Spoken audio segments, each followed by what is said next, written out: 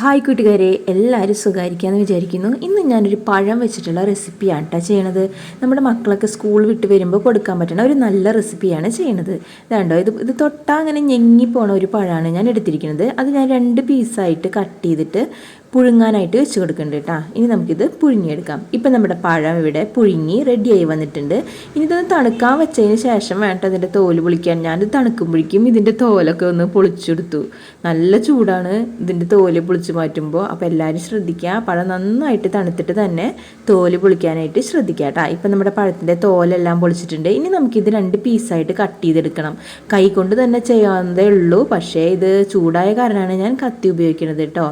എന്നിട്ട് ഇത് 2 പീസായിട്ട് പൊളിച്ചിട്ട് നമ്മൾ ഇതിൻ്റെ ഉള്ളിൽ കാണുന്ന കറുത്തതില്ലേ, അതെടുത്ത് മാറ്റണം. പഴത്തിൻ്റെ അരി എന്ന് പറയും.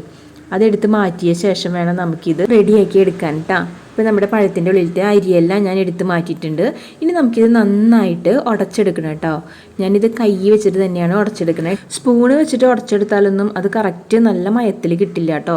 അപ്പം നമ്മളിത് കൈയിൻ്റെ തുമ്പ് വെച്ചിട്ട് തന്നെ നന്നായിട്ട് കുഞ്ഞു കുട്ടികൾക്ക് കൊടുക്കാനായിട്ട് നമ്മൾ ഉടച്ചെടുക്കില്ലേ, അതുപോലെ ഉടച്ചെടുക്കുക. ഇതിലേക്ക് ഞാൻ 2 ടേബിൾ സ്പൂൺ നാളികേരവും അതുപോലെ തന്നെ 1 ടേബിൾ സ്പൂൺ പഞ്ചസാര പൊടിച്ചതും 1/4 ടീസ്പൂൺ നെയ്യും ചേർത്ത് നന്നായിട്ട് വീണ്ടും കുഴച്ചെടുക്കുന്നുണ്ട് കേട്ടോ. നല്ല മയത്തിൽ ഉടച്ച് കുഴച്ചെടുക്കുക. കണ്ടോ, ഇപ്പോൾ കറക്റ്റായിട്ട് വന്നിട്ടുണ്ട്. ഇനി നമ്മളിതൊരു നെല്ലിക്കയുടെ വലുപ്പത്തിൽ ഉരുട്ടിയെടുക്കണം കേട്ടോ.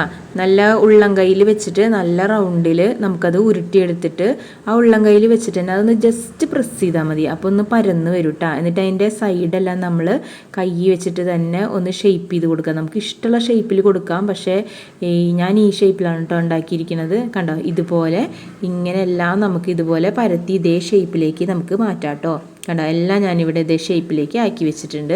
ഇനി നമുക്കൊരു ഫ്രൈ പാൻ എടുത്തിട്ട് അതിലേക്ക് വെളിച്ചെണ്ണയാണ് ഒഴിച്ചു കൊടുത്തിരിക്കുന്നത്. അത് നന്നായി ചൂടായ ശേഷം ഇതെല്ലാം നമുക്കിതിലേക്ക് നിരത്തി വെച്ച് കൊടുക്കാം കേട്ടോ. ആദ്യം ഒരു ഹൈ ഫ്ലെയിമിൽ 2 മിനിറ്റ് ഇട്ട ശേഷം പിന്നെ അത് ലോ ഫ്ലെയിമിൽ ഇട്ടിട്ട് വേണം നമ്മളിത് ഫ്രൈ ചെയ്ത് എടുക്കാൻ കേട്ടോ. പിന്നെ വീഡിയോ കാണുന്ന എൻ്റെ കൂട്ടുകാരെല്ലാം സബ്സ്ക്രൈബ് ചെയ്യാതെയാണ് വീഡിയോ കാണുന്നതെങ്കിൽ എല്ലാവരും ഒന്ന് സബ്സ്ക്രൈബ് ചെയ്യുക, ലൈക്ക് ചെയ്യുക, കമൻറ്റ് ചെയ്യുക, കൂട്ടുകാർക്കൊക്കെ ഒന്ന് ഷെയർ ചെയ്യുക. ഇനി നമുക്കിത് തിരിച്ചും മറിച്ചും ഇട്ടിട്ട് നന്നായിട്ട് ഫ്രൈ ചെയ്തെടുക്കാം കേട്ടോ. ഇപ്പോൾ നമ്മുടെ സ്നാക്സ് ഇവിടെ റെഡിയായി വന്നിട്ടുണ്ട്. എല്ലാവരും ട്രൈ ചെയ്ത് നോക്കുക. അപ്പോൾ മറ്റൊരു വീഡിയോയിലൂടെ വീണ്ടും കാണാം. ബൈ.